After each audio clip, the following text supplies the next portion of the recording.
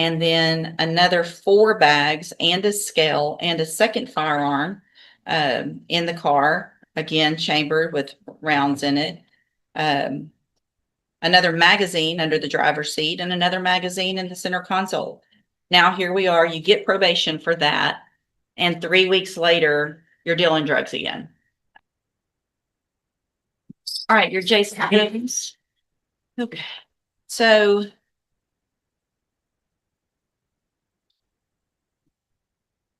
Mr. Jones has 2 cases. We've got cause number 26 DCR 0340, which is a new offense, possession of a controlled substance, a 2nd-degree felony. And then we've got a motion to revoke, which is in cause number 23 DCCR 0390. And the underlying offense in that case is unlawful possession of a firearm by a felon. Looks like we were here.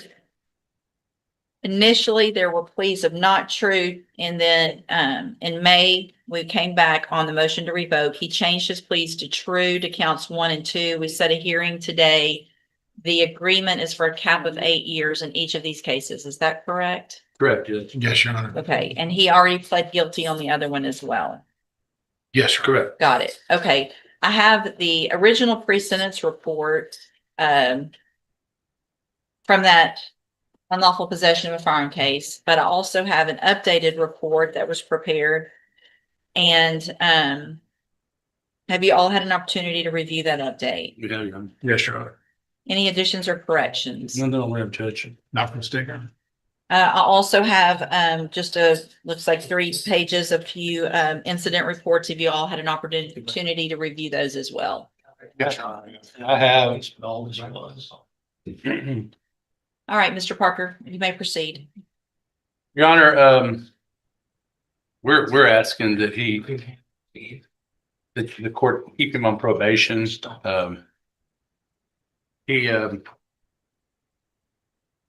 He wants the opportunity to prove he can complete it.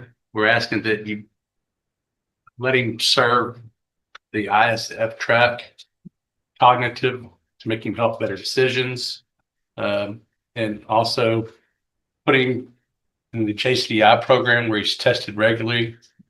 And I mean, then it's, we know whether he's using drugs, but drugs has apparently been the problem on his underlying case. I think he wants to address the court, Judge. Give me just a second, and then I'll let you do that.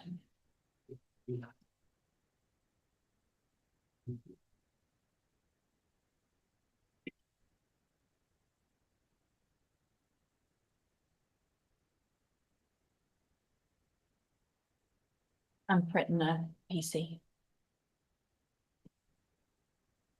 Go ahead, Mr. Jones. Yes, Your Honor. I've had time to reflect on what brought me here before you today. I take full responsibility. And if given a second chance to complete my probation, I just need a chance to prove to you, my family, my children, I can be not a liability to my community, but an asset. I had things going on before I got locked away and started a business, and I'm a single parent, getting my license and my diploma like you asked me to do. So Okay. just asking for another chance to get that done. In just a second to review this, and then I'll let you go, Mr. Nichols.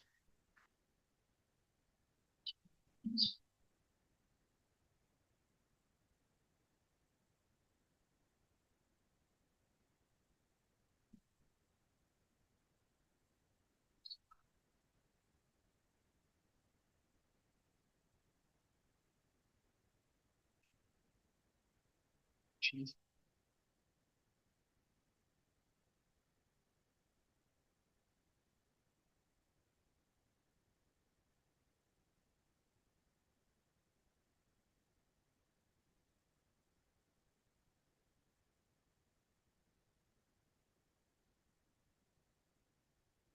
Mr. Nichols? Judge, when we entered the pleas of true, it was right before we were about to have a hearing to prove up the new allegation. I'll summarize for the court what that would have shown. Back in June of last year, only about 3 weeks after he started probation, he was detained in a empty lot off of about a block off of Calder, downtown Beaumont. Not coincidentally, about a block also or two away from Henry's place. And what he had been doing was selling crack cocaine. He was one of several individuals in an empty lot that had an active trespass warning on it. And Beaumont police would have testified the reason they went to that lot and detained people that day was because they had received or been informed by several people that had been stopped that week with crack cocaine that they bought it from him. And so when he stopped, he's sitting in a lawn chair in this empty lot where he's not supposed to be, with a plastic grocery bag underneath the chair. And in that chair is about 11 grams of crack cocaine along with synthetic marijuana and I believe actual marijuana. And so he had gotten probation for the charge of unlawful possession of a firearm by a felon. His original felony case was a state jail from Harris County. And then almost as soon as he's put on probation for that, he's in the street selling crack. I don't see how we would keep him on probation. I think 8 years is appropriate. On both these cases, Judge, it's a second degree amount. So the new case that he pled guilty to. So here's the issue that I have, Mr. Jones. Mr. Parker's argument that there's a drug issue. It's not a drug use issue. It's a drug dealing issue, which is what the underlying case had to do with as well. When you were pulled over for that and you got the case of the unlawful possession of a firearm by a felon, you were found in possession of the Glock 9mm with a chambered round, green marijuana in the center console, another bag in the cup holder, and then another 4 bags and a scale and a second firearm in the car, again chambered with rounds in it. Another magazine under the driver's seat and another magazine in the center console.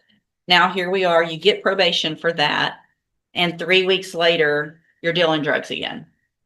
So it's not a matter of I want to do better. It's you literally got probation and 3 weeks later pretty much just thumbed your nose at me and said, I can do what I want and I'm going to go do what I want and sell drugs where I'm not supposed to be.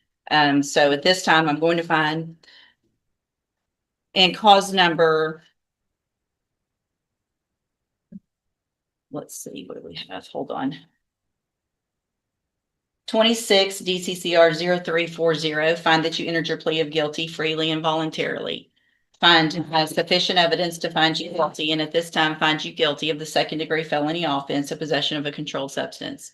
Sentence you to a term of 8 years in the institutional division of the Texas Department of Corrections. You will receive credit on that sentence for any time that you've been in custody that the law gives you the right to receive. And cause number 23 DCCR 0390, going to find that you entered your pleas of true to count 1 and 2 freely and voluntarily. Find those counts true. At this time, find sufficient evidence to find you guilty of unlawful possession of a firearm by a felon. Find you guilty of that. Sentence you to a term of 8 years in the institutional division of the Texas Department of Corrections. You will also receive credit on that sentence for any time that you've been in custody that the law gives you the right to receive. These cases will run concurrently, which means together at the same time. I'm handing you the trial court certification in each of those cases that shows that these were agreements that I followed, and so you waived your right to appeal. I also handed you a written admonishment regarding your ineligibility to possess a firearm or ammunition. Obviously, you know this, but I'm required to read it. Because of the judgments entered against you, you're ineligible under Texas law to possess a firearm or ammunition. Possession of a firearm or ammunition could lead to charges against you. If you have any questions about the laws that make you ineligible to possess a firearm or ammunition or how long that lasts, you can talk with Mr. All right, you can go back with the bailiff.